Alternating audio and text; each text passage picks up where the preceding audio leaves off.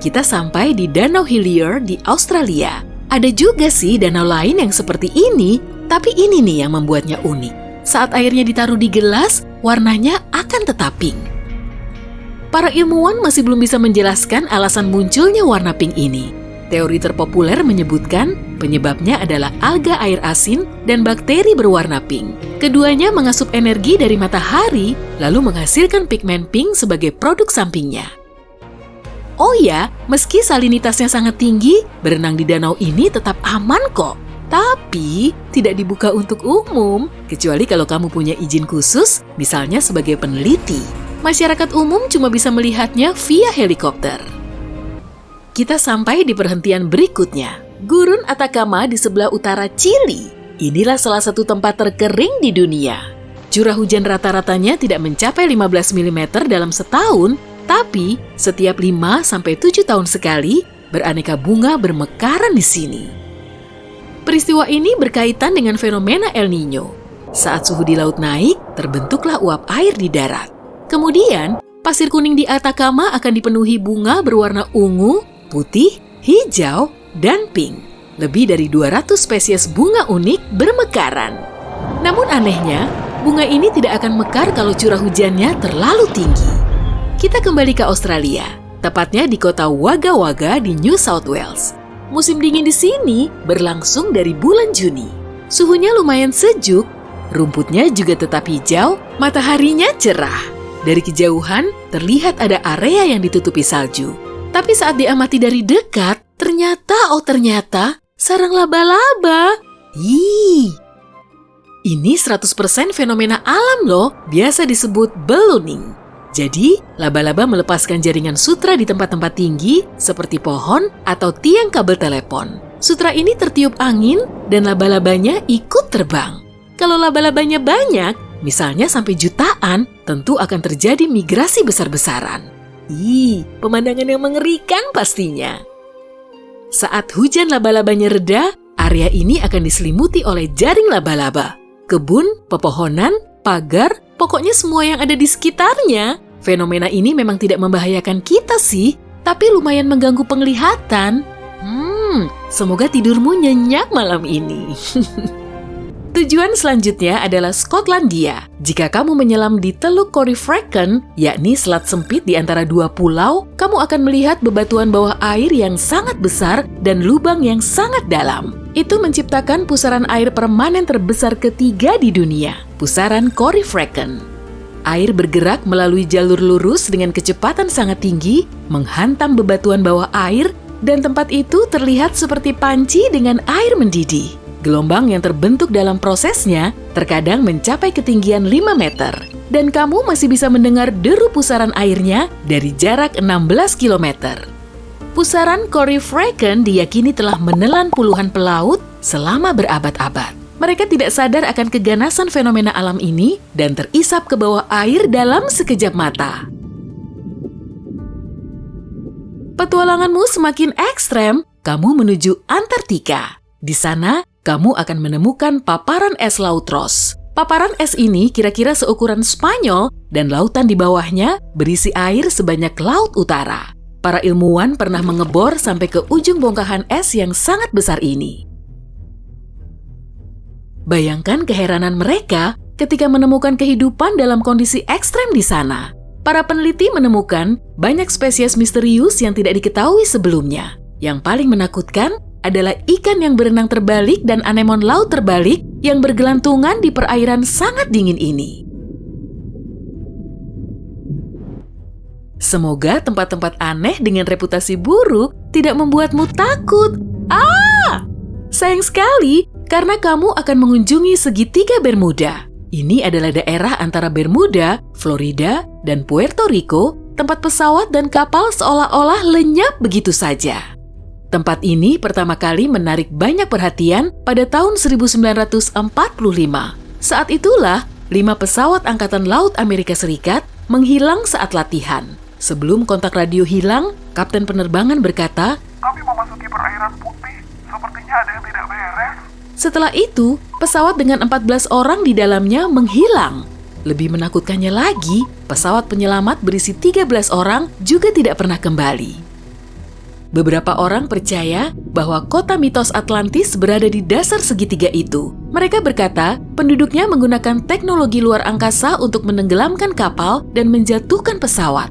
Yang lain menyalahkan fenomena alam yang langka dan belum dijelajahi, misalnya anomali magnetis atau kantong besar gas metana yang mudah terbakar. Itu lagi.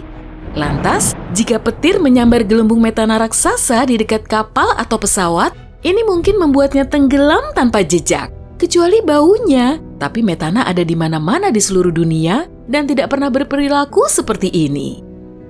Beberapa ahli tidak yakin ada misteri yang perlu dijelaskan. Daerah ini menjadi jalur sibuk, tidak heran jika banyak kapal dan pesawat tenggelam di sana. Danakil Depression merupakan tempat terpanas di planet kita. Suhu rata-ratanya mencapai 40 derajat Celcius pada musim dingin dan pada musim panas mencapai 60 derajat Celcius. Gerah. Nah, kita telah sampai di perbatasan utara Ethiopia, kota Mekele. Disinilah tempat terakhir kita bisa menikmati peradaban modern. Selanjutnya, menuju hamparan gurun tak berpenghuni, pegunungan, dan Afar Triple Junction. Sesar lempeng ini termasuk tempat yang paling rendah di bumi, terletak 127 meter di bawah permukaan laut. Di tengah-tengahnya terdapat geyser, penuh dengan asam dan endapan garam warna-warni. Ada juga Danakil Depression, yang meski menakutkan, tapi tetap menawan. Sebelum sampai di tempat yang tak berpenghuni ini, terdapat sebuah desa kecil. Disinilah suku Afar bermukim. Mereka termasuk suku tertua di dunia ini, dan kabarnya merekalah nenek moyang orang Mesir. Tapi, tak ada yang tahu pasti. Jadi, desa Afar menjadi spot terakhir sebelum kita memasuki sesar terendah yang panas ini. Mereka terputus dari peradaban karena aturan dan adat istiadatnya. Mereka mendiami Danakil yang bisa dibilang tidak ada fasilitas di situ. Desa ini tidak mendapat campur tangan negara karena memang tidak memerlukannya, seolah mereka tinggal di peradaban lain. Mereka mengonsumsi wheat cake dan sayuran, memelihara kambing, tinggal di pondok, dan bisa tidur di luar, di bawah bintang gemintang. Wah, romantisnya. Tak ada toilet, air mengalir, maupun listrik. Yang ini kurang romantis. Mereka benar-benar terpisah dari peradaban, kecuali saat karavan unta berlalu lalang. Mereka ramah dengan turis kok. Tapi kalau kamu ingin ke sana, sebaiknya bawa serta pemandu lokal dan pengawal. Setelah bertandang ke desa Afar di Ethiopia ini, kamu bisa melanjutkan perjalanan ke pusat Danakil Depression. Di tempat ini, kamu akan merasa seperti ada di planet Mars. Tanahnya tersusun dari semua unsur yang ada di tabel periodik. Di bawah alas kakimu, terdapat garam beraneka warna, belerang, kuning, besi, merah, dan mangan, hitam. Di sini, semuanya beracun. Danaunya dipenuhi air asam berwarna merah, kuning, oranye, dan coklat. Kandungan garamnya juga banyak, sehingga tanah dan batunya memiliki tonjolan-tonjolan aneh. Dari jauh, semuanya terlihat seperti di film fiksi ilmiah. Hati-hati, semua geysernya mengandung asam sulfat. Zat ini membahayakan tubuh kita. Desa Kalachi di Kazakhstan dilanda teka-teki medis yang menyebabkan orang tertidur selama 4 hari berturut-turut. Menariknya, saat siuman mereka tidak dapat mengingat apapun yang telah dialami. Taisia, 46 tahun dari Kalachi, sudah 3 kali mengalami penyakit tidur ini hanya dalam beberapa tahun. Yang pertama terjadi pada tahun 2012. Dia sedang bekerja seperti biasa, tiba-tiba dia merasa pusing. Begitu sampai di rumah, dia pingsan dan baru siuman 4 hari kemudian di rumah sakit. Salah seorang tetangganya bergegas menolongnya, tapi ketika mereka berkendara pulang, teman Taisia juga tertidur. Yang kedua terjadi pada bulan Maret 2014. Dia sedang bersiap-siap pergi ke konser saat tiba-tiba mulai merasa pusing lagi. Dia pun duduk di kursi, tertidur, dan baru siuman 5 hari kemudian di rumah sakit. Namun, pengalamannya yang terakhir agak berbeda. Pada bulan Februari 2015, dia mendapat serangan penyakit tidur lagi, tapi pada kakinya. Kakinya terasa seperti lumpuh, dan dia tidak dapat berjalan dengan normal. Kejadian itu berlangsung selama 3 hari, dan meski Taisia tidak tertidur, dia berjalan dan berbicara seolah-olah sedang dibius. Yang paling anehnya, dia tidak dapat mengingat apapun tentang kejadian itu. Kabar epidemi misterius ini dengan cepat menyebar di desa, tapi tak seorang pun benar-benar mengetahui penyebabnya. Taisia juga bukan satu-satunya orang yang terserang penyakit ini dalam keluarganya. Pada tahun 2013, suaminya juga tertidur saat sedang memancing. Dia pingsan di perahu, lalu seorang rekannya membawanya ke rumah sakit. Saat Taisia mendengar kejadian itu, dia bergegas mendampinginya. Di sana, mereka bisa sedikit mengobrol, tapi suaminya berbicara seperti orang linglung dan ucapannya banyak tidak masuk akal. Saat akhirnya dia tersadar dari penyakit tidurnya, keadaannya sehat, tapi tidak dapat mengingat apapun yang telah dialami maupun berbicara dengan istrinya. Dalam jangka waktu 3 tahun, lebih dari 100 orang telah terserang penyakit misterius ini di Kalachi.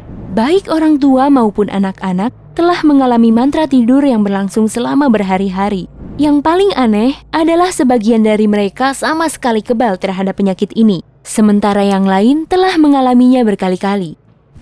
Jadi, sebenarnya bagaimana rasanya ketika seseorang terserang penyakit aneh itu? Mula-mula kamu merasa pusing, lalu seolah kakimu terlalu berat untuk berjalan.